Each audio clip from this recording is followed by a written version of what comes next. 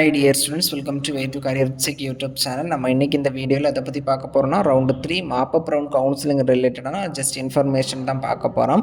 Mop-up round கவுன்சிலிங்கை பொறுத்த வரைக்கும் பார்த்திங்கன்னா நமக்கு இந்த மந்த்லேயே முடிகிறதுக்கான பாசிபிலிட்டிஸ் நிறைய இருக்குது. ஏன்னா கவர்மெண்ட் காலேஜஸ் ஓப்பனிங் டேட் பார்த்திங்கன்னா November 3/11/2025 அன்னைக்கு கொடுத்துருக்காங்க.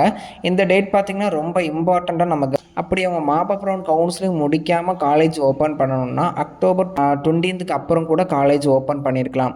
அப்போ அவங்களுடைய பிளானிங் என்னென்னா, நம்ம மாப்பப் ரவுண்ட் முடிஞ்சு காலேஜ் ஓப்பன் பண்ணலாமா அப்படிங்கிற பிளானிங்கில் தான் பார்த்திங்கன்னா அவங்க இந்த டேட் அப்படிங்கிறத எக்ஸ்டெண்ட் பண்ணி கொடுத்துருக்காங்க. அதுக்கான வாய்ப்புகள் பார்த்திங்கன்னா அதிகம்.